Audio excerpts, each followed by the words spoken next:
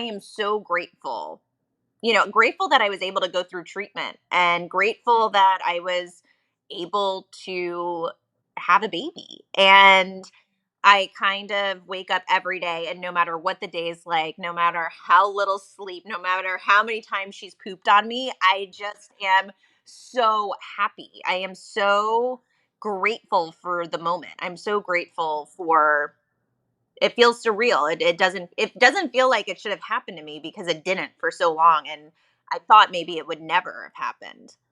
Welcome to Baby or Bust. I'm your host, Dr. Lora Shahine, and I am tired of infertility and miscarriage being misunderstood, hidden, and full of stigma. Welcome to the podcast with interviews and in-depth discussions on topics, all things reproductive health. Thank you to our friends at Seattle Sperm Bank and Braves Runs Productions for sponsoring the show.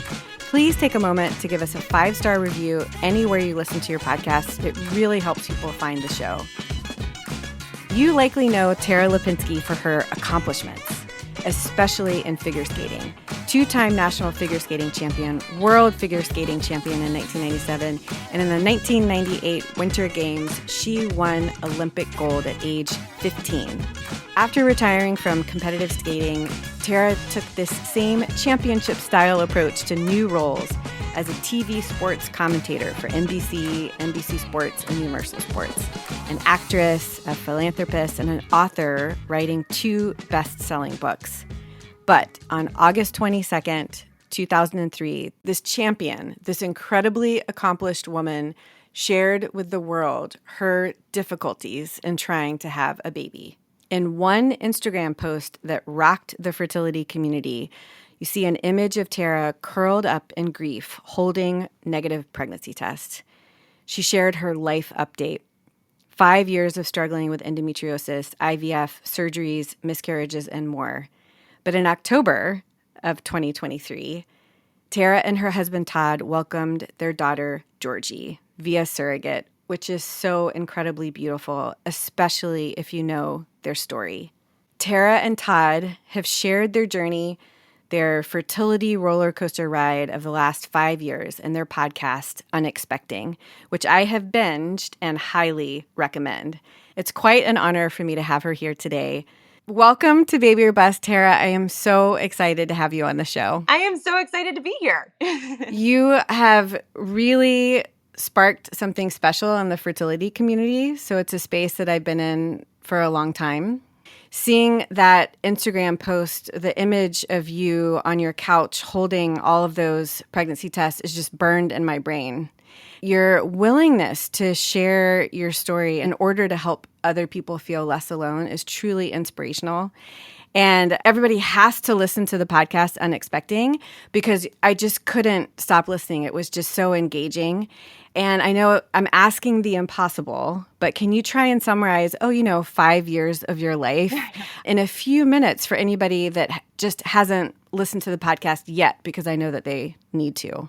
Oh, thank you. Yeah, it's hard to condense what we went through in a few minutes, but it was a 5-year journey from when we started. We had originally not tried to get pregnant, but with my job, which is an analyst and broadcaster for the Olympic Games, which come around every 2 and 4 years, a lot of people in the industry will go the avenue of IVF just to make sure, if you are a little bit older, which I was already 35, 36 when I started thinking about this. And then the second fact was it would be great to just have insurance on ice and be able to just know deep down, okay, I have the possibility of a future family and to be able to build it. And that was where we started. So we actually didn't start with trying to conceive naturally at home. We started with IVF, which is not the norm. And I went to my first retrieval and it was not what we would have expected. And we sent out 7 day 5 embryos and all of them came back genetically abnormal. The podcast plays out as a bit of a mystery because it led us on this chase of unexplained infertility because all my tests looked good. The retrievals looked great, but it led us to endometriosis and something that I didn't even realize I had. And it was obviously it was there for a very long time, but my symptoms weren't the normal endo symptoms of heavy periods and cramping. It was, my husband and I joke about it on the podcast, but it was butt zingers. Yeah. And, but it was, you laugh about these things, but it is kind of crazy to think that I dealt with this pain Yeah. for so long without actually knowing what it was and probably mentioning it to doctors, but never really getting a diagnosis, or Mhm. B, let's dive into this, until my doctor, Dr. Beck, looked at that first retrieval results and said, I think that you may have endo just the way that I had a few post mature eggs, just the way things went during our cycle and through ultrasounds. Obviously, I know that the diagnosis comes from surgery, but she suspected it. So we then went through surgeries. I've had 2 endo surgeries and went through a few more retrievals. And then eventually the surgery was such a game changer for us, at least in getting embryos. Mhm. So then we sort of passed that level. It's almost like a video game, we figured out that level. And then we moved on to pregnancy loss. Yeah. So over the 5 years, I had 4 miscarriages, and I also had 6 failed So transfers. sorry. And then had to keep replenishing, obviously, Mhm. because we kept losing so many embryos. So I went through so much treatment. And after the last pregnancy loss, I finally was too tired to continue to put these embryos in my own body and keep losing them. And we just never really found, concrete answers. Obviously, when you get to that stage, we then started testing for other things like reproductive immunology. And that was the only one that popped up for us as anything alarming or anything that was negative. And as we know, who really knows what the issue is, but I couldn't keep a pregnancy, and they were all genetically normal embryos that we were putting inside, and it was devastating Yeah. to lose this potential life. And Mhm. we finally decided to go the surrogacy route and use our own embryo, and this beautiful surrogate carried our Georgie girl, who is Mhm. now about 2 months old, earthside. Yeah. So I don't know if I got that under a few minutes, but Oh that my in gosh. general is our story with a lot of other things. But I was under anesthesia 24 times. So if that goes to show you how many things we were figuring out along the way, it was a very long journey filled with a lot of bumps. Well, I think it's an incredible teaser for anyone who hasn't listened to your podcast. And each episode, you and Todd do such an amazing job of reflecting on how you were feeling in that moment. So many things that I personally can connect with, and so many of my patients can connect with. Feeling like life is on hold, feeling like, oh, I finally got this nugget. Like, oh, it's endometriosis. We're going to fix that issue. And then now the next time we try it, it's going to be okay. And then conceiving spontaneously and then having a loss, that Right. the anxiety of getting pregnant again, just, I mean, every single thing that you brought up resonated so much with me and with so many people that have connected with me. It's beautiful. And I cannot thank you enough. Thank you.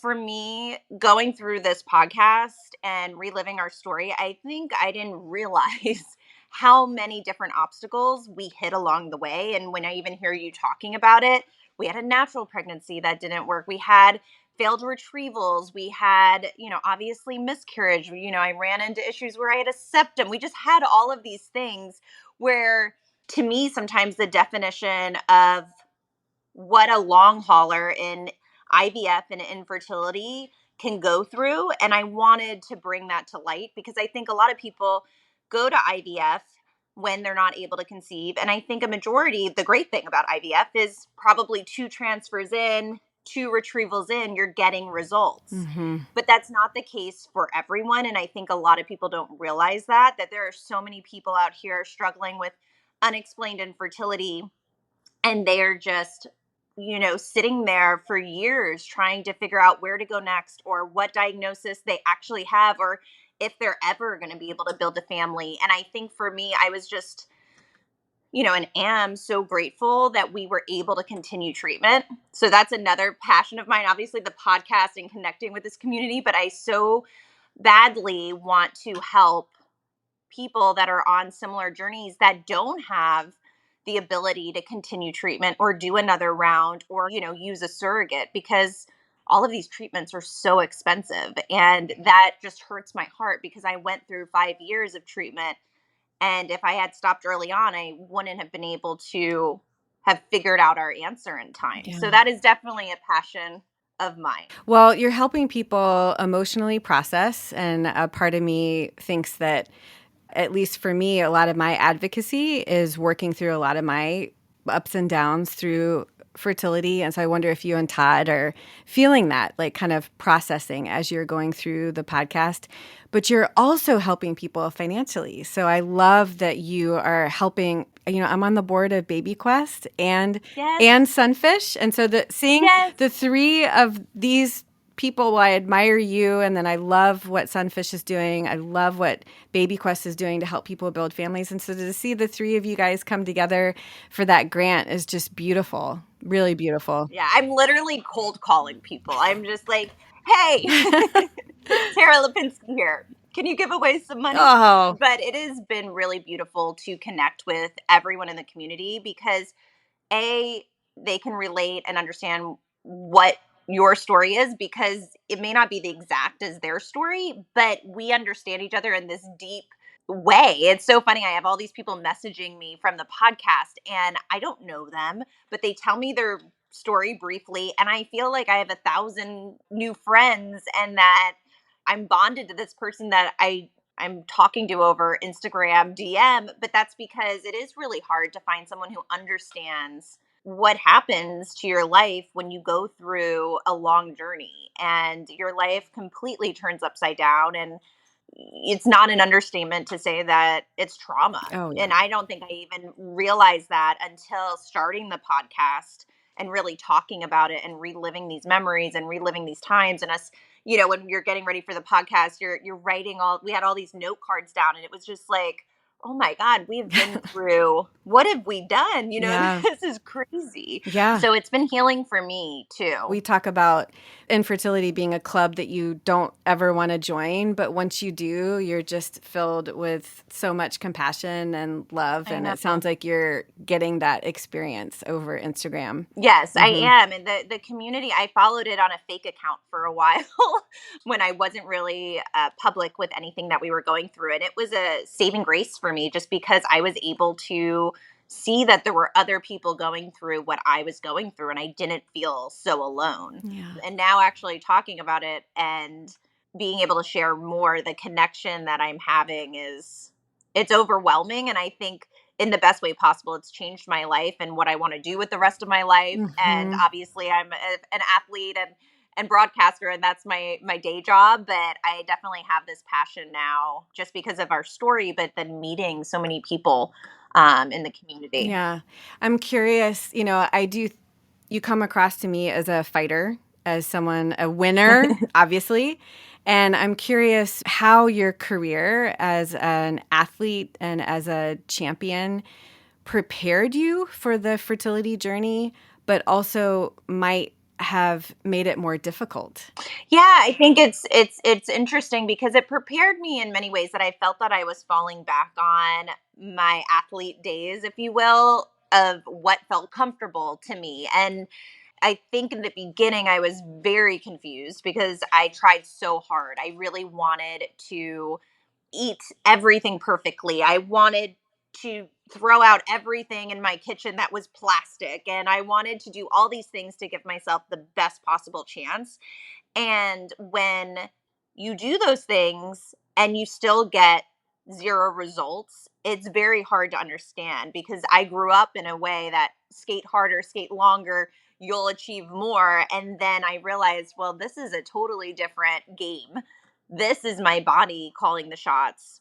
And no matter how hard I try to force it, it's not changing the outcome, which was just humbling in a way. My body, I say it on the podcast, it worked for me until it didn't. Yeah. I'm grateful though to have the lessons of figure skating and becoming an Olympian, just because I think it did help me emotionally and physically I think I was able to remember when I had bad competitions and felt at my lowest and felt like I physically couldn't go on, felt like I emotionally couldn't go on, and then try to apply that to fertility, Mm-hmm. where those days where we got failed retrieval or the news of another miscarriage, I was able to grieve a little bit like I used to Mm-hmm. when I was upset at a competition and it didn't go right and I had the worst program of my life.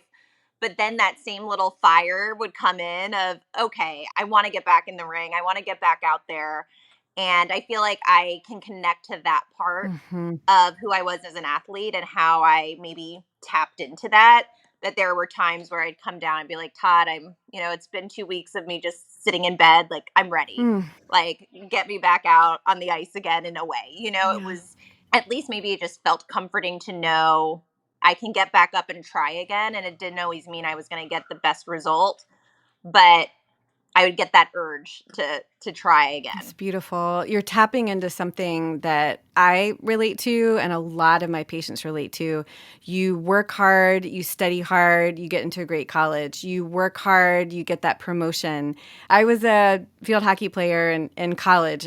So that athletic, that work hard, you train your body and it works for you. And then in fertility, it is so humbling, no matter how beautiful you are, how wealthy you are, how fit you are, it can impact everyone. And I think that, you are helping shatter the stigma that's out there. You and hearing people like Michelle Obama talk about her miscarriage and doing IVF for her family, Yes. and Gabrielle Union. I love the chats that you Yes. had with her. That was, oh my gosh, that was so beautiful. I can't remember what episode it was, but she just wrapped you up in her I know. love, I know.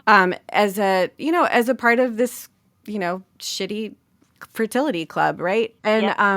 And so you just really, I see patient time and time again, whether they're vice presidents at Amazon or top tier athletes, like they're very humbled.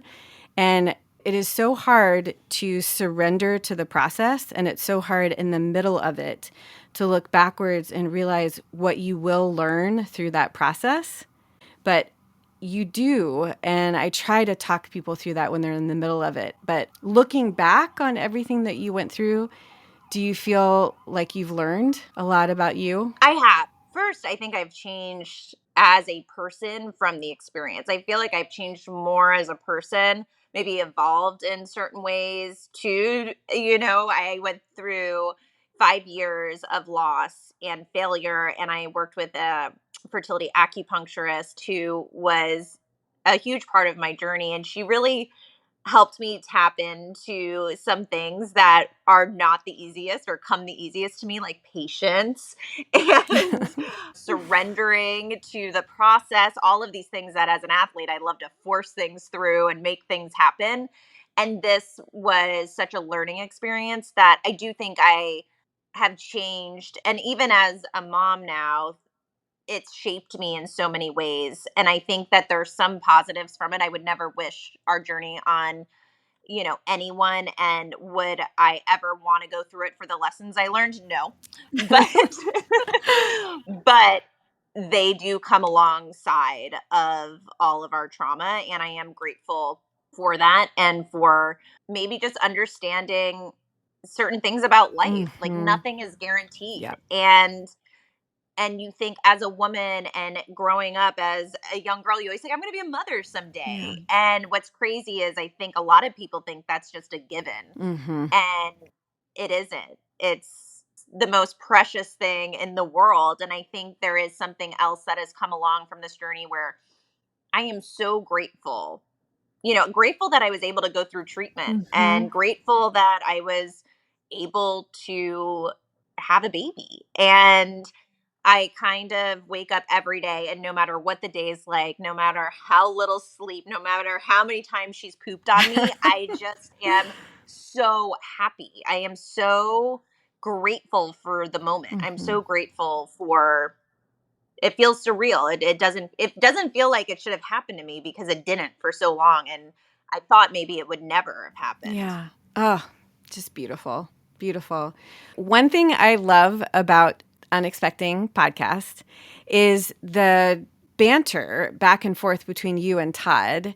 It's fun learning a little bit about your relationship, your cute, your meet cute, how you gave him an Emmy Yeah, is how you I met, know. your nickname, TNT. Like, come on, that's so I cute. know. And what's great is learning about the men's perspective. I mean, Right. his personal, but a man's perspective going through this. Yeah. And I'm curious, have you guys talked about how do you reflect on how do men and women? I mean, I know everyone's different, but just in Yeah. general, how is it different for the two of you? Well, I think the podcast has been healing for us along the way just because we haven't had time to really dig up these memories and go through the things that happened like we did in the podcast. We went into detail about every part of our journey. And when you're going through it in real time, you're dealing with so much emotion and loss, and you're just trying to figure out how to get yourself back up, and you kind of sweep it under the rug. And I think that this was a really nice time for us to reflect back and reflect on things we could have done better. I think IVF and infertility is so hard on a relationship Mm-hmm. because especially when it doesn't go right. If it goes right, then okay, it's not fun to go to the appointments or the get the shots, but when things aren't going right and it starts altering your life in such a huge way, you have two different people that are dealing with all of this loss and failure in two different ways. I was driven to just figure it out, to find answers, to do what I could. And Todd, at a certain point was starting to feel like, wait, how is this our existence every day? And miscarriage after like, I think he talks about it on the podcast where he started to really question if he wanted children after Mm-hmm. all of this. So it was nice on the podcast to go back and talk about the relationship part Mm-hmm. of what happens in IVF and infertility, because I think so many people, and I've met them over Instagram now, but struggle because your partner sometimes can just be on a completely different page or not really understand your emotions surrounding whether it's treatment or miscarriage. And I Mm-hmm. think that it's been nice for Todd to be able to give his opinion and give his perspective. And there's been so many messages from people that are like, oh, my partner is listening now and it's helping us navigate this journey together. So I'm Yeah. so glad that he was able to do this. Because I remember in the beginning telling him, he's like, oh, no one's going to care about my perspective. And I said, no, I think this is going to be a huge part of what makes this podcast a little different maybe than other fertility podcasts, that we have your perspective. I totally agree. And I feel like men need a seat at the table. This is happening to two people. And it's so easy for the fertility doctor like me or even the patients to sort of focus in on the person with ovaries because that's the person who's doing the shots every day. And that's the person who Right. has the uterus. Right. Me personally, I was just so frustrated that I was a fertility doctor with infertility that I didn't want to burden my husband with it. I was like, I got this. Like, I'll take care of this at work while I'm like helping other people get pregnant. Right. And I think that that was such a mistake because it was a part of my shame. Like, I should be able to figure this out. And also, it was a part of like trying to protect him. Like, I don't want to worry you. But he should have been at those appointments. And I know you had a unique experience because you Yeah. were doing this in COVID where Todd Right. couldn't be there. And so that definitely leans into, oh, this is my problem. I'll figure it out. But he really seems like he was there all along the way. Yeah, and I think that's the thing that many people probably don't realize is that, oh, yeah, you're getting the shots, but when you are the woman going through the actual treatment, you are so involved. You're getting, information from your doctor. You're making the appointments. You're figuring out your cycle and when you need to do certain things. And so much is on your shoulders that if you don't ask for help, if you don't explain how you're feeling, or if you're overwhelmed, I think a lot of people will start to feel a resentment or be alone or, because you're carrying it all on your own. And Mm-hmm. then you're the one going in for DNC. You're the one going in for these procedures, and if you're coming in as the male partner, you have one job for 5 minutes. Like this is Yeah. the I liked the hearing you complete guys talk about that on the podcast. He was like, no, it's a big job. It's really hard. You're like, honey, it was 5 minutes.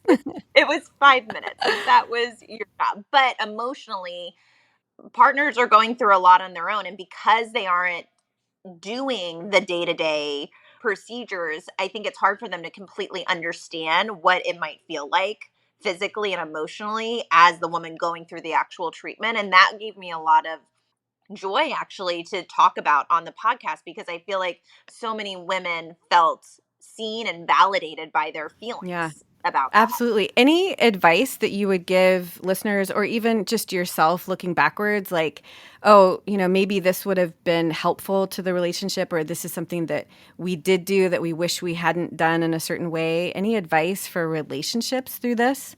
I think being really honest and clear about how hard it is. I think a way I kind of go through life is, even if something's really hard, I sometimes think it's not, because I always want that end goal. I always want to have the accomplishment. So I go through it kind of like a bull, and I'm like, I'm fine, I'm fine, I'm fine, I'm fine. And really, I'm not fine. And I think when you're going through infertility and so much is happening, it's so confusing. And especially when things aren't going right, I had the tendency just to keep doing it. And I don't think Todd really understood emotionally how devastating this was for me. Mhm. I'd wake up, I'd have a smile on, like, this is going to be the round that's going to work. And then when it wasn't, I was devastated. So then I think it was shocking to him to be on this roller coaster with me. And it just made our life, it just felt like a roller coaster where it was like, okay, I was getting through the treatment, but then I was going through miscarriage, and he didn't really understand, I don't think, from my perspective, what that felt like. And I didn't until I went through the first miscarriage. I Mhm. talk about it on the podcast, where I always obviously thought women going through miscarriage, it must be terrible, right? Like the idea of it is terrible. But until you go through it, I don't think you really understand this unique pain that comes along with it. Because I thought, oh, if that ever happened to me, that would be awful, but I would be okay. Mhm. And yes, I'm okay. You get through things. But I wasn't prepared for the emotions that came with it and all the little extra things that came with it. The feeling of coming home and being hyper vigilant about when my beta is going to go down or when I could get pregnant again. And Todd probably being like, what is Yeah. happening to my wife? We're like on this like Yes. crazy roller coaster. So I think like the only advice I could give is to be really honest with your partner about your emotions throughout of it, of how it's trauma, it's devastating. And I think the more that you're able to open up about that and how difficult it is and why it feels so difficult, then hopefully your partner who loves you will be able to find ways to support you. Yeah. Because I think as women sometimes, and again, there's all different types of partnerships. So I'm just saying, if you're the woman going through the actual treatment, you're going through a lot physically. So lean on your partner Mhm. and, ask for things you need, because I think sometimes they don't automatically understand if they aren't going through the miscarriage themselves. Yeah. And they're going through it in a different way. But I think with hormones, physically, emotionally, psychologically, there's a lot that is happening to your body. Yeah, I think you make a really good point. I think just in general, women or it's a feminine draw to take care of other people that are around you. So, you're going through a miscarriage, you might be worried about your partner, but being honest, like your advice and asking for help when you need it, those two things are, Yeah. I really hope listeners hear that because it is a really unique situation and you do need to take care of yourself in order to take care of others. And I just really appreciate that. And the only other piece of advice that I would recommend too is just let your partner be involved. Right. I've seen it happen in lots of different ways. Like maybe the woman is going, to the clinic and doing the ultrasounds, but the other partner is working with the billing team or ordering the medications and getting them all ready. So there's certain things that the person, who has the ovaries has to do. And then, but anybody could do the other things. So that's another thing to divide and conquer could be helpful. And I think it creates a bond because you're in it together and you feel more supportive. And then I think your partner can feel involved. Yes. And I'm sure Todd talked about it. It is probably hard to be the support system person only. I'm the one that comes down from the DNC, and it's a little bit about me in that moment, but he's going through so much. And I think the more that you can involve your partner, the better. And just, I think that's why I love this podcast, just because even for Todd and I'm not sure he went through it and lived through it with me of what it was like on this journey, but I don't think until we really dove in and talked about the emotions, I think sometimes I'd see him tearing up, or I would see him really captivated, understanding finally what it felt like. And I don't know why in the moment I didn't feel, because I was probably trying to understand what I was feeling, but I never really was able to open up and tell him how dark and hard it was. Yeah. Oh, I appreciate that. I'm curious about the push and pull about sharing and not sharing. You talk about how just in a lot of aspects of your life, you're an open book and you love telling people Yeah. everything. But this was something, just the struggle was really close to your heart for 5 years. Just thoughts on why you didn't share, and then also why you are sharing now. I mean, I think there's so many positives, but I think just sort of reflecting on being a celebrity and, feeling a responsibility to share, but also like needing your privacy and these ups and downs.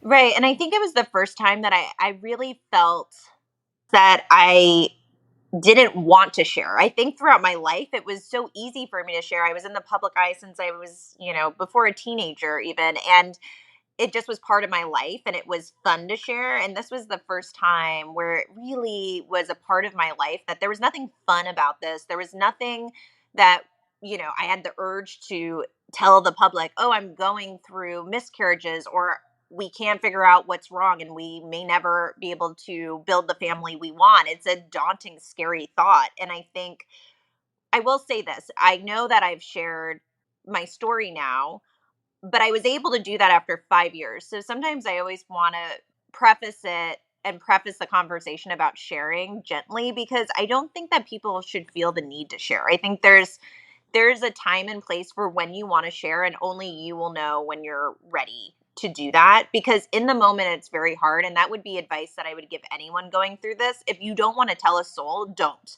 because that was something I think that got me through some of the really hard times. And as open as I am, I didn't share with friends. I didn't tell people I was trying another transfer. I needed to be in this little bubble to get through. And I think that's okay. I think that it is really okay to do it however you want. And I don't know, we're talking about a second journey now. And I keep thinking, I've been so open. Am I going to be able to share again? I don't know. And maybe I will, maybe I won't. But I think for me at 5 years in, it was after the last miscarriage, the fourth miscarriage, where I just kind of gave up about sharing, because it was so many years. It was at the point where I felt strange, to be honest, that I hadn't talked about this. It was so many years. And so I finally just said, okay, we'll do this podcast in the privacy of our own home. And that will give me, the ability probably to talk about it than just coming out publicly in an interview or something that would be more sensational. And I couldn't have as much control over our story. Totally. So this was the perfect avenue for us to do that. And I didn't know till I sat down, because in the beginning I thought, well, I'll share, but will I want to share everything?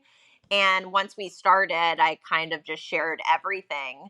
And it has been healing for me. But like I said, I think it really is such a personal choice of if you want to share and not. And I think it's completely okay to keep things close to your heart, because there's so many balls in the air that I understand how it feels overwhelming to then add other people wondering what's happening. Or for me, it was always, I don't want to have to call someone and tell them again it didn't work. I don't want to feel that pity. And on top of that, I think there's still such a stigma, which I'm hoping, even in the smallest of ways, this podcast can help that. But there's still a stigma around infertility and IVF and miscarriage and surrogacy, all of these things. It's there. I even within groups and circles that I know that are struggling to conceive or not, it still seems so important for women to feel like they can do it, that they can get pregnant, that they can carry a pregnancy, that they can use their own eggs. And I think that's because society over such a long period of time has not talked about this openly enough, is not educated about this openly enough. And it creates, no matter how progressive and open minded you are, I still think there is this feeling out there that there's still shame a little bit around infertility, IVF, Mhm. pregnancy loss. And that's kind of sad, especially in 2023. You would Yeah. think Yeah. that there would be a more open conversation. Yeah, I mean, you touched on it earlier that it's the expectation that something defines you as a woman, as your Right. ability to have a baby. Like that should be kind of the baseline.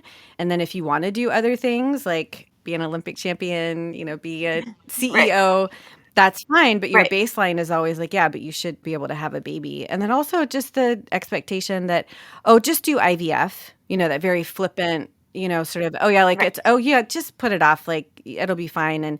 And you do open up People magazine and it seems like, oh, they just did IVF. And it's like, oh, if you're beautiful enough and wealthy enough, like it'll just happen. And you're sharing the reality of it. And I really appreciate it. Well, I think people don't realize with IVF, or just really, I don't know if people realize. I mean, I'm such a nerd now about everything fertility, but just growing up, I didn't understand fertility in any, or my body, my reproductive system in any way. And I thought, oh, there's a really good chance I'm going to get pregnant every month. But if you look at what the statistics are and the odds are of getting pregnant naturally in your mid 30s every month, it's not that high.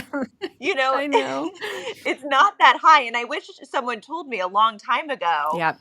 there is no guarantee for this. And even when you go to IVF, that's not just an automatic Yeah. fix. And again, I think it's amazing that there is IVF and there is this science, because I can't imagine all the people that it's helped, but it doesn't always work. Yeah. And sometimes we don't know why. And I think that that's really hard to live in when you go to IVF for the answer and then it's not Yeah. there. You do feel like, that's why this podcast, we call it sort of a mystery. You kind of feel like you're solving a crime, and it's like It's like true crime of reproduction. 100%. You just feel That's like you're great. solving a crime, and it's annoying. There's a new idea for another podcast, Tara and Dr. Exactly. Shahine take on true crime of Yes. reproductive health. Give us your Yes. case. Oh, that's kind of fun. That would be fun. I'd be all down for that. I mean, I spent 5 years trying to figure out every single test I could take, Yeah. every report. I mean, I was to the point where, I mean, I joke about it with my doctor, but I could read, when we did our ultrasounds, I read every study about every single thing because I became so passionate about it. But also, it's like any medical diagnosis. And it's interesting, there's some people that are coming to the podcast that are not coming for fertility, but they're coming for struggling with a medical diagnosis or not Hmm. finding a medical diagnosis, and what that does to your life and your emotions along the way, Yeah. as you're not feeling your best, you're not getting an answer, and it does feel like you're solving a crime sometimes. So for me, I just wanted to learn as much as I could because it just felt like time was running out. I mean, I'm not suggesting anyone starts doing the research I did, No, but it's good. it was my way to Yeah, cope. absolutely. Something that you are really open about is just the relationship you have with your surrogate. And talk about misconceptions. I mean, I think we're finally talking about miscarriages. We're finally talking about infertility, IVF. But I just feel like there are so many misconceptions when it comes to surrogacy. And I just love to reflect on some of the emotions that you shared. There's a lot of ands when you're talking about it. You're like, I'm so relieved that I'm not pregnant. Yes. Like, because it was just like waiting for bad news to happen because you just had miscarriage after miscarriage. But then also the feelings of like, someone else is feeling, her first kick, things like that. Right. And Yeah, nobody it's hard. talks about the push and pull and the good and the bad. And I just really appreciate your doing that. Yeah, thank you. It is. It's interesting because surrogacy wouldn't have been my first option. I don't know if it's anyone's first option. Maybe it is. And whatever anyone wants to do out there, I'm all game. But it wasn't what I envisioned for how we were going to build a family. But I think it's just like anything in life. I got to the point where, I would have done anything to be pregnant. I wanted it so badly. And then I really can't explain how I that coin flipped for me, but I'm terrified of being pregnant now. So it's just, everyone's journey is different, and I think for me surrogacy wasn't something that I ever wanted to do, but at the point we got to after that fourth miscarriage, I was so grateful that there was something called surrogacy, that we could take our embryo and this woman could carry it and successfully carry it to a live birth, which we were just 4 pregnancies that never happened for us. So it was almost too good to be true in a way. You're like, It's a wait, gift. this is the biggest gift. So the gratefulness I felt when I knew there was an option, because it really, I mean, I don't know how much more we could have just kept putting in embryos to lose them. So for us, the journey became something way different than I thought it would be when I looked back on the beginning of our journey. And the relationship I have with Michaela surpassed any expectations, because there are things that are hard. You're not in control. You're not the one carrying the pregnancy. There's still so much stigma, and there is so many things that go along with surrogacy that as an intended parent you have to navigate. But I don't know if I just got so supremely lucky, but she was there for me every step of the way in a way that made me feel comfortable, because I am a type A control freak Really? Really? person that that surrogacy really whoever's going to be my surrogate, you're probably like, "Oh my god, what did I get myself into?" But she put me at ease. I actually Hmm. enjoyed the pregnancy as much as I could because of her, and that's also a gift. Wow. So I just really feel that, the more that's talked about surrogacy too, the more that people and couples who initially were thinking this is something I could never do may, after hearing our story, be opened to a different possibility of what it could look like. And, I thought after, when we got back from the hospital, I had told Todd that I said, when we get back from the hospital, I think I'm going to probably be so inspired by the birth and feel this urge to try again, or to, whatever we do. I don't know what we would do again. Maybe it would be, different protocols, whatever it was. I said, I I feel like I'm going to come home and want that so badly. And I was so surprised that when I came home, I was crying and emotional, because I was sad the pregnancy ended with Michaela. And Wow. I don't know why I never would have expected that, but I felt this loss. And I think women, and I've Hmm. asked some women that are pregnant, sometimes they're like, yeah, when you're pregnant, you miss the pregnancy a little bit.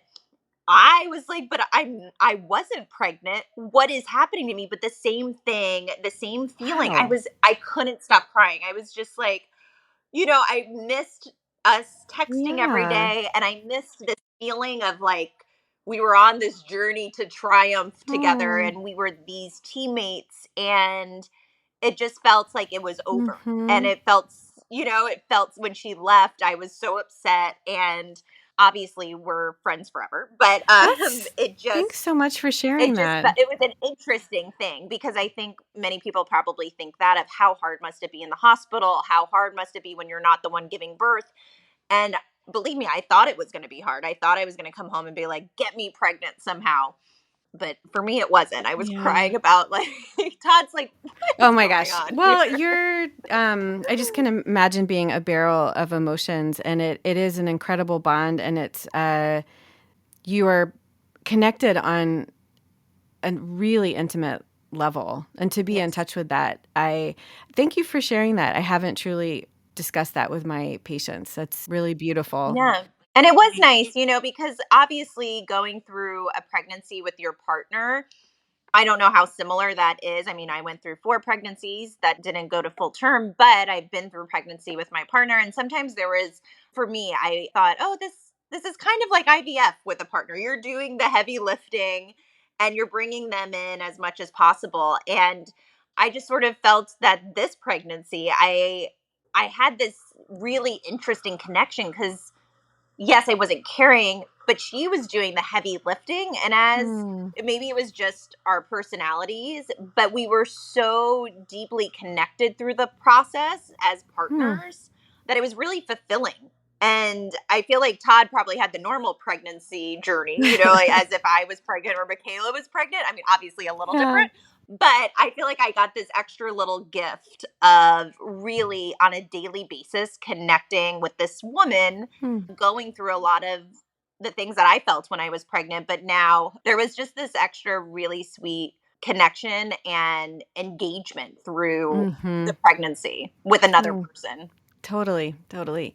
Any backlash from people about surrogacy? I think my patients worry about families making assumptions, their friends making assumptions. I mean, even just being in the public eye, have people made assumptions? Well, I think it's interesting. Before we announced that, I mean, we were waiting for Georgie to come. We shared our story while we were still on the surrogacy journey. And a lot of people would just write, like, why don't you adopt? Like, you're going through surrogacy. There's children that, and I think Mm, there's just a lack of education, mm-hmm. right? Like, this is our embryo. We made these embryos. We're not going to throw these embryos away. There's a reason why we're going this route instead of adoption. I even had someone close to me who said, my husband would never allow Mm, surrogacy. mm-hmm. And whoever wants to have a feeling can have that feeling. But you just wonder, is that not, we're creating shame around, is something wrong with surrogacy? If you have a medical condition and you can't carry a pregnancy, you would hope that people would be open minded enough to see this option as something positive and not Mm-hmm. negative. Yeah, absolutely. Mm, beautiful. Well, I reached out to my community on Instagram and let them know that this was happening and asked if they had any questions. I just have a couple. Amanda asked, did you and your husband ever discuss giving up? So I had never felt the feeling of giving up. Of course, I felt it in the moments of failure, and for days or weeks, I felt that, but I never consistently felt it enough where it was a conversation for me to have with Todd where I thought, I don't want to do this anymore. I think Todd, on the other hand, definitely had these feelings and definitely was wondering, is this worth it? Is this worth it for the quality of our life, you physically? And I think that we had conversations about that. And I'm lucky that he was able to support me as I still wanted to pursue moving forward. But I think the thing about giving up is whole nother conversation I could have of, I think there's so much in infertility and IVF where it's the happy ending or, success. And success sometimes is defined as, a live birth, a healthy baby. Mm-hmm.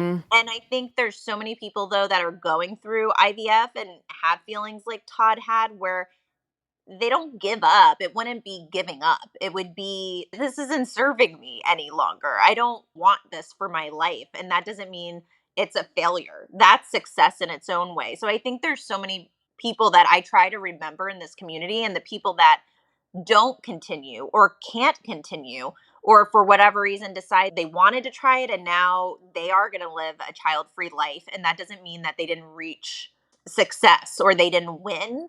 And I think for people going through it, as I always say this, I kept having the urge to go. But if you don't, I think that's something to not feel ashamed about either, if you don't want to. Yeah, just like you said, you shouldn't feel ashamed or pressured about not sharing or Right, sharing. And right, same thing, everybody's journey is going to be their own. right. I really appreciate that. So, several people asked something that I wanted to ask too. So, Vanita said it in this way: how did Tara keep herself motivated for the 5 long years? Marina asked, like, advice for people who are in the middle of it and, like, how to keep going with the emotions. I was listening through the podcast and I heard you talk about Danica, the acupuncturist. Hmm. I heard about you doing some yoga. We've had some great episodes on acupuncture and yoga on this podcast. And I was searching to sort of see, what did they do? Because everyone's different. Some people read books, some people journal, some people have one-on-one therapy, group therapy. I mean, there's so many different ways to help with the mental aspect. Yeah. And I'm just curious, what did you guys do? Well, I loved going to fertility acupuncture. I think that the process and finding 30 minutes in your day where you just shut off was good for me, whether it was changing my fertility or not. It was good for me in general and my mental health. And the conversations and the relationship I developed with Danica was so beautiful, and it helped me learn more about myself, and it helped me cope with what we were going through. And she was able to kind of be there every step of the way with me. It's nice to have someone to bounce ideas off of that is knowledgeable about IVF. So I was able, Todd doesn't know about, getting 11 eggs to 12 eggs, but you go in every day and you're able to talk to someone and say, they saw 12 follicles today, or what was it last time, or what could I be doing? So there was just, it felt like you had another person that was there to support you. So I really loved doing that. I went to my own therapy eventually as well, just to talk about how hard it was being in infertility and going through loss and trying to understand how to keep going.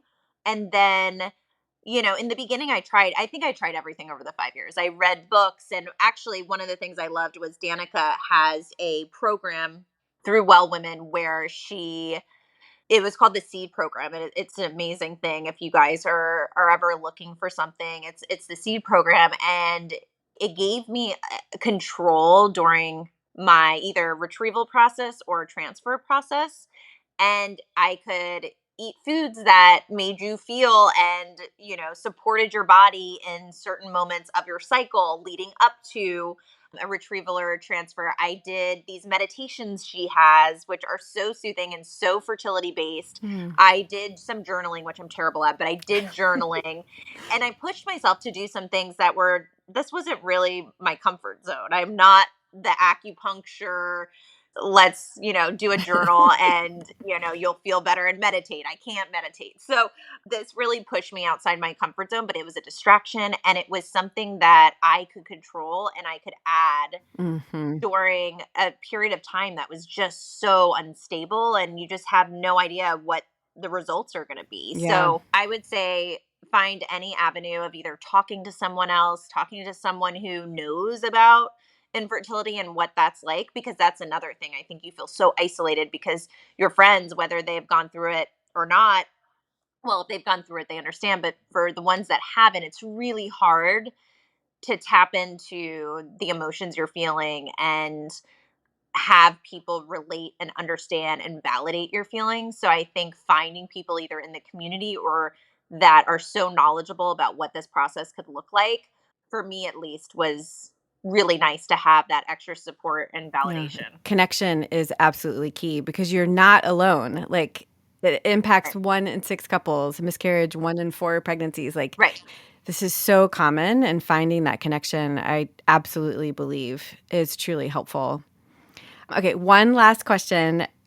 Dana said it in a way, and I want to maybe add to it a little bit. She basically said, what's a piece of advice you would give somebody in the middle of it, like in the middle of their struggle, looking back? And Dana, I think that's a really good question. Thank you. I think the way I would phrase it is, Tara, if you could give a piece of advice to yourself, like 2.5, 3 years in, think about what you might have heard at that point or what you wish you heard to help you keep going. I think for me, looking back, it was just knowing that the feelings I was having, that they are normal, that other people feel them. Because sometimes, people don't understand, like, oh, a transfer didn't work. Yes, it seems like it's not that big of a deal, but it is a huge deal. If you're in this world and you created an embryo and it didn't work, it is a huge deal. It's a loss of potential life. It's who knows when you're going to get the next one back.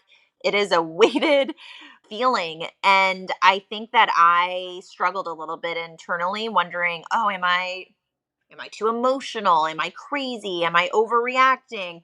All of these things that I think I didn't actually give myself that grace to know that A, it's normal. So many people understand this feeling. So many other people are going through it. And B, I think if I was able to feel that, I would have been able, I mean, I always picked myself back up eventually, but pick myself up a little quicker because I wouldn't be focusing on why am I feeling like this? Am I the only one?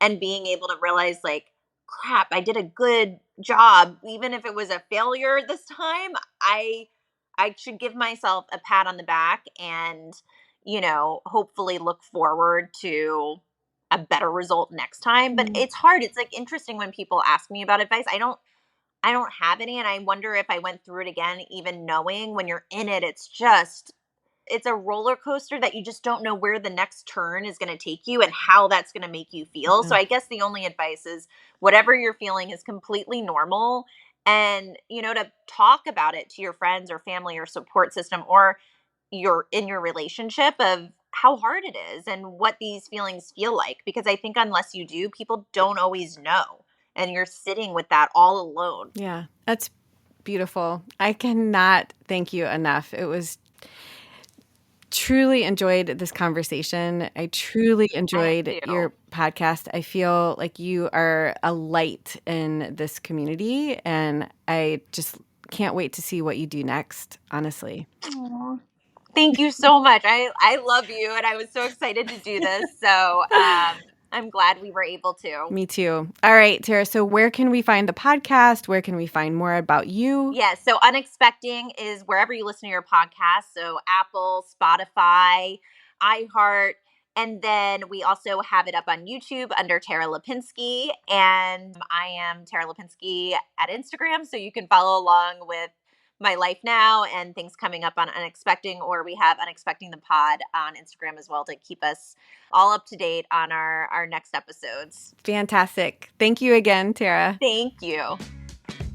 I hope you enjoyed this discussion with Tara as much as I did. I cannot emphasize how amazing her story with Todd is, and I do really recommend listening to the Unexpecting podcast. I think she just goes through each challenge and reflects in a way that just resonates with me and my personal story, but then also so many stories of my patients. And I think you'll take away something that's really beneficial. So take a listen to that podcast. And I'm glad you were here to listen to this interview today. You can find this episode and all others on my website, drlorashahine.com. I love educating, so please find me on YouTube for information, Instagram, TikTok. And I want to hear your ideas. I want to know who you want us to interview. Please share your own fertility story with us. You can email hello@drlorashahine.com. Thank you to my producer, Shannon Perry, and her team at Audiotocracy. This is your host, Dr. Lora Shahine, and I'll see you next week where we'll interview the incredible Toni Weschler, author of Taking Charge of Your Fertility, a book that absolutely revolutionized women's health. See you next week, and until then, wishing you love, luck, and pineapples.